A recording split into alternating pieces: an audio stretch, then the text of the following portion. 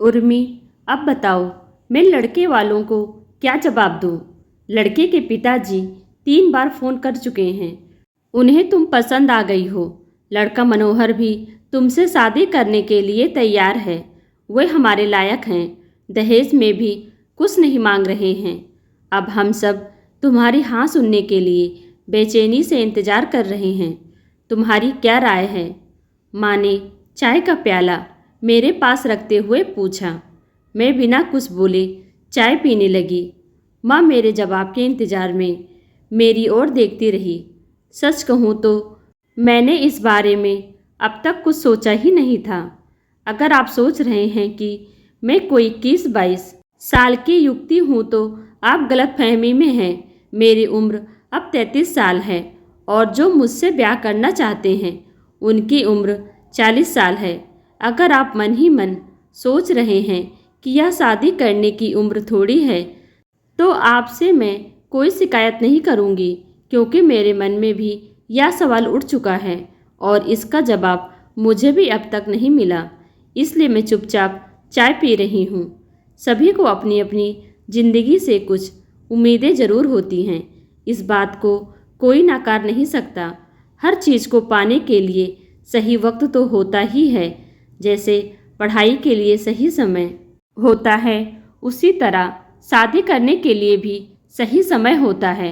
मेरे ख्याल से लड़कियों को 20 और 25 साल की उम्र के बीच शादी कर लेनी चाहिए, तभी तो वे अपनी शादीशुदा ज़िंदगी का पूरा आनंद उठा सकेंगी।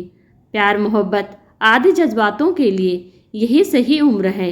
इस उम्र में दिमाग कम और दिल ज़्यादा काम करता है और फिर प्यार को अनुभव करने के लिए दिमाग से ज़्यादा दिल की ज़रूरत होती है।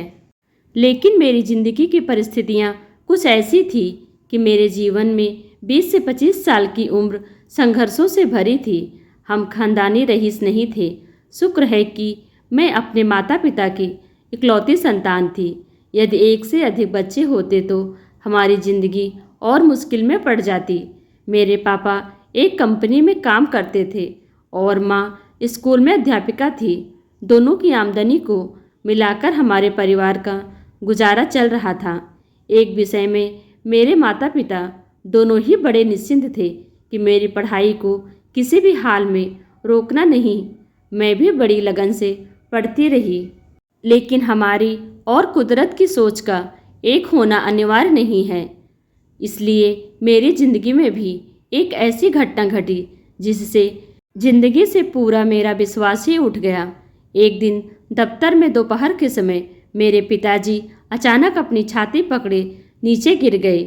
साथ काम करने वालों ने उन्हें अस्पताल में भर्ती कराकर मेरी माँ के स्कूल फ़ोन कर दिया। मेरे पिताजी को दिल का दौरा पड़ा था। मेरे पिताजी किसी भी बुरी आदत के शिकार नहीं थे, फिर भी उन्हें 40 की उम्र में यह दिल की बीमारी कैसे लगी यह मैं नहीं समझ पाई। 3 दिन आईसीयू में रहकर मेरे पिताजी ने अपनी आंखें खोली और मेरी माँ और मुझे देखकर उनकी आंखों से आंसू आ गए। मेरा हाथ पकड़कर उन्होंने बहुत ही धीमी आवाज़ में कहा, मुझे माफ़ कर दो बेटी, मैं अपना फ़र्ज़ पूरा किए बिना ही जा रहा हूँ। अगर तुम अपनी पढ़ाई को किसी भी कीमत पर बीच में मत छोड़ना, वही कठिन समय में तुम्हारे काम आएगी। वही मेरे पिताजी के अंतिम शब्द थे। पिताजी की मौत के बाद मैं और मेरी माँ दोनों बिल्कुल अकेली पड़ गई। मेरी माँ इकलौती बेटी थी। उनके माता पिता भी इस दुनिया से चल बसे थे। मेरे पापा के एक भाई थे, मगर वे भी बहुत ही साधारण जीवन बिता रहे थे। उनकी 2 बेटियां थीं, वे भी हमारी कुछ मदद नहीं कर सके। अन्य रिश्तेदार भी एक लड़की की शादी का बोझ उठाने के लिए तैयार नहीं थे। मैं उन्हें दोषी नहीं ठहराना चाहती, क्योंकि एक कुंवारी लड़की की जिम्मेदारी लेना आज कोई आसान काम नहीं है।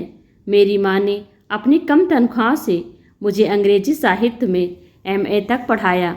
मैंने एमए अव्वल दर्जे में पास किया और उसके बाद अमेरिका में स्कॉलरशिप के साथ पीएचडी की। उसी दौरान मेरी पहचान शेखर से हुई। अमेरिका में भारतवासियों की एक पार्टी में पहली बार मेरी सहेली ने मुझे शेखर से मिलवाया। पहली मुलाकात में ही शेखर ने दोस्ती का हाथ बढ़ाया। वह बहुत ही सरलता से मुझसे बात करने लगा, जैसे मुझे बहुत दिनों से जानता हो। पूरी पार्टी में उसने मेरा साथ दिया। मुझे शेखर के बोलने का अंदाज बहुत पसंद आया। वह लड़कियों से बातें करने में माहिर था और कई लड़कियां इसी तरह उस पर फिदा हो गई थी, क्योंकि जब वह मुझसे बातें कर रहा था तो उस 2 घंटे के समय में कई लड़कियां खुद आकर उससे बात कर गई थी। सभी उसे डार्लिंग, स्वीट हार्ट आदि पुकार कर उसके गाल पर चुंबन कर गईं। इससे मुझे मालूम हुआ कि वह लड़कियों के बीच बहुत मशहूर है। वह काफ़ी सुंदर था, लंबा चौड़ा और गोरे रंग का। उसकी आंखों में शरारत और होठों में हसीन मुस्कुराहट थी। हमारे ही विश्वविद्यालय से MBA कर रहा था। उसके पिताजी भारत से दिल्ली शहर के बड़े व्यवसायी थे। शेखर MBA करने के बाद अपने पिताजी के कार्यालय में उच्च पद पर बैठने वाला था। ये सब उसी ने मुझे बताया था। मैं विश्वविद्यालय के हॉस्टल में रहती थी और वह किराए पर फ्लैट लेकर रहता था। उसी से मुझे मालूम हुआ कि उसके पिता कितने बड़े आदमी हैं। हमारे एक दूसरे से विदा लेते समय शेखर ने मेरा सेल नंबर मांग लिया। सच कहूँ तो उस पार्टी से वापस आने के बाद मैं शेखर को भूल गई थी। मेरे ख्याल से वह बड़े रईस पिता की औलाद है और वह मुझ जैसी साधारण परिवार की लड़की से दोस्ती नहीं करेगा। उस शुक्रवार शाम 6 बजे मेरे सेलफोन की घंटी बजी। हेलो, मैंने कहा।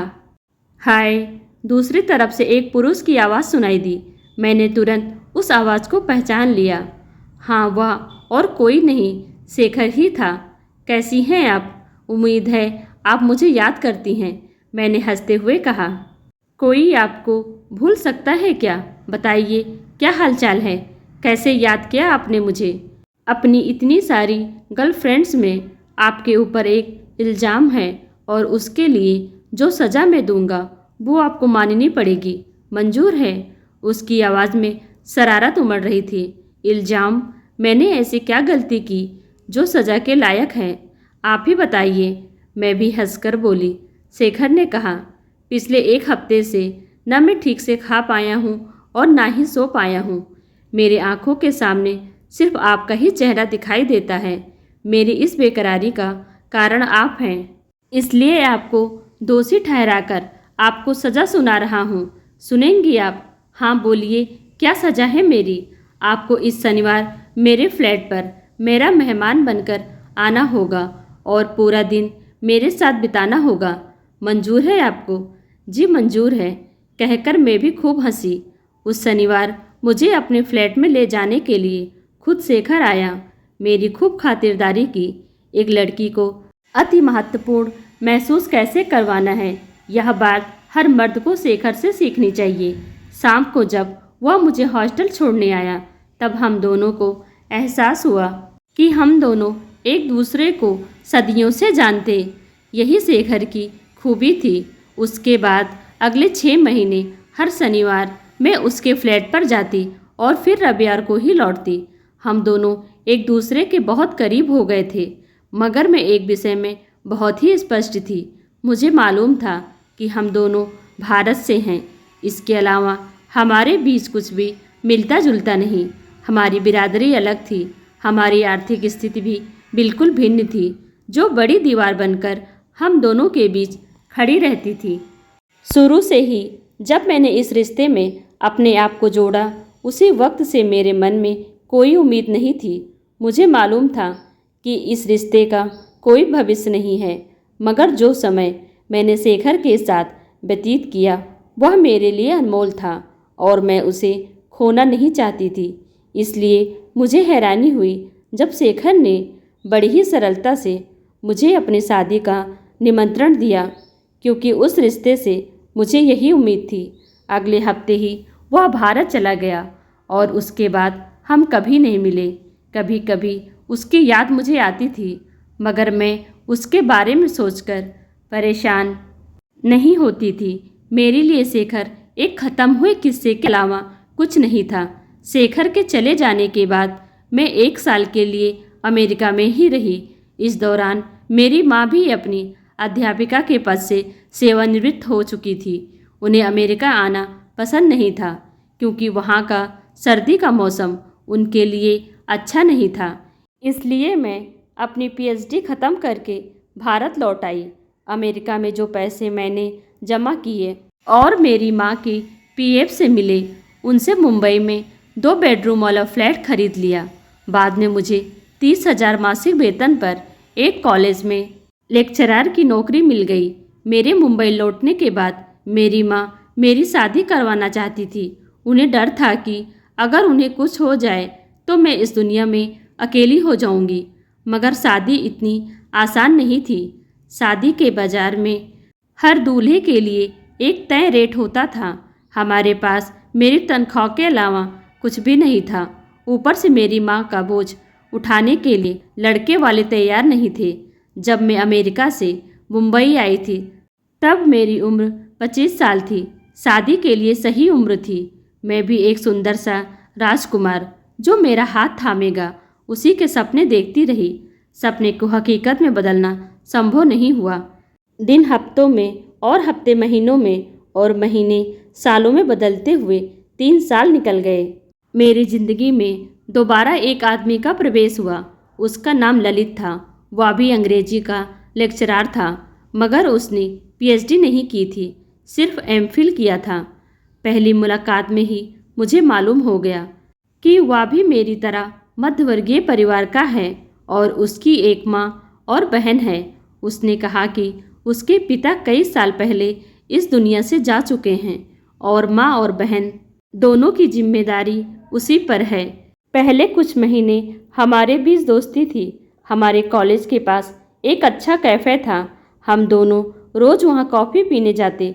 इसी दौरान एक दिन उसने मुझे घर बुलाया। वह एक छोटे से फ्लैट में रहता था। उसकी माँ ने मेरी खूब खातिरदारी की और उसकी बहन जो कॉलेज में पढ़ती थी वह भी मेरे से बड़ी इज्जत से पेश आई। इसी दौरान एक दिन ललित ने मुझसे कहा, उर्मी, क्या आप मेरे साथ कॉफ़ी पीने के लिए आएंगी? उसका इस तरह पूछना मुझे थोड़ा अजीब सा लगा, मगर फिर मैंने हंसकर पूछा, कोई ख़ास बात है क्या? मुझे कॉफ़ी पीने को बुला रहे हो? उसने मुस्कुराते हुए कहा, हाँ, बस ऐसा ही समझ लीजिए। शाम कॉलेज ख़त्म होने के बाद हम दोनों कॉफ़ी शॉप पे गए और एक कोने में जाकर बैठ गए। मैंने उसके चेहरे को देखकर कहा, हाँ बोलो ललित, क्या बात करनी है मुझसे? ललित ने बिना किसी हिचकिचाहट के कहा, उर्मी, मैं बातों को घुमाना नहीं चाहता हूँ। मैं तुमसे प्यार करता हूँ।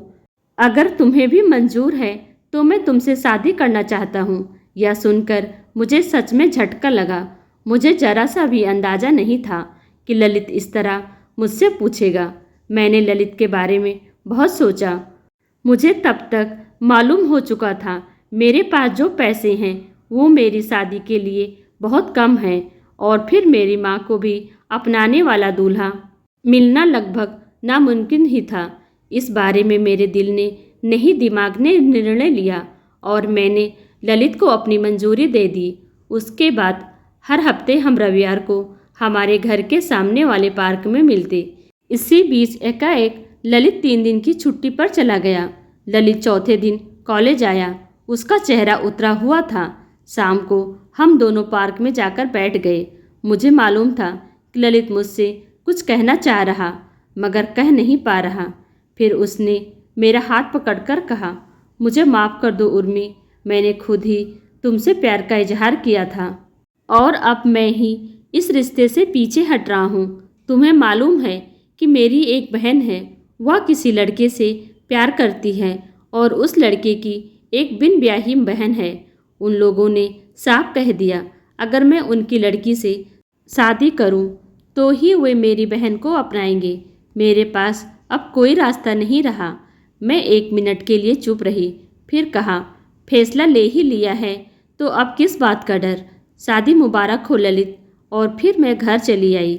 1 महीने में ललित और उसकी बहन की शादी धूमधाम से हो गई। अब ललित कॉलेज की नौकरी छोड़कर अपने ससुराल की कंपनी में काम करने लगा। अब मनोहर से मेरी शादी हुए 1 महीना हो गया है। मेरे ससुराल वालों ने मेरे पति को मेरे साथ मेरे फ्लैट में रहने की इजाज़त दे दी ताकि मेरी माँ को भी हमारा सहारा मिल सके। इस नई ज़िंदगी से मुझे कोई शिकायत नहीं। मेरे पति एक अच्छे इंसान हैं, मुझे किसी भी बात को लेकर परेशान नहीं करते, मेरी बहुत इज्जत करते हैं, औरतों को पूरा सम्मान देते हैं। उनका यह स्वभाव मुझे बहुत अच्छा लगा। उर्मी, जल्दी से तैयार हो जाओ, हमारी शादी के बाद तुम पहली बार मेरे दफ्तर की पार्टी में चल रही हो। आज की पार्टी खास है क्योंकि हमारे मालिक के बेटे दिल्ली से मुंबई आ रहे हैं। तुम उनसे भी मिलोगी। जब हम पार्टी में पहुँचे तो कई लोग आ चुके थे। मेरे पति ने मुझे सबसे मिलवाया। इतने में किसी ने कहा, चेयरमैन साहब आ गए। उन्हें देखकर एक क्षण के लिए मेरी सांस रुक गई। चेयरमैन कोई और नहीं, शेखर ही था। तभी सभी को नमस्कार करते हुए शेखर मुझे देखकर 1 मिनट के लिए चौंक गया। मेरे पति ने उससे कहा, मेरी बीवी है सर। शेखर ने हंसते हुए कहा, मुबारक हो, शादी कब हुई? मेरे पति उसके सवालों के जवाब देते रहे और फिर चला गया। कुछ देर बाद शेखर के पीए ने आकर कहा, मैडम, चेयरमैन साहब आपको बुला रहे हैं। अकेले में मैंने चुपके से अपने पति के चेहरे को देखा। पति ने भी सिर हिलाकर मुझे जाने का इशारा किया। शेखर एक बड़ी मेज के सामने बैठा था। मैं उसके सामने जाकर खड़ी हो गई। शेखर ने मुझे देखकर कहा, आओ उर्मी, प्लीज़ बैठो। मैं उसके सामने बैठ गई। शेखर ने कहा, मेरे पास ज़्यादा वक्त नहीं, मैं सीधे मुद्दे पर आ जाऊंगा।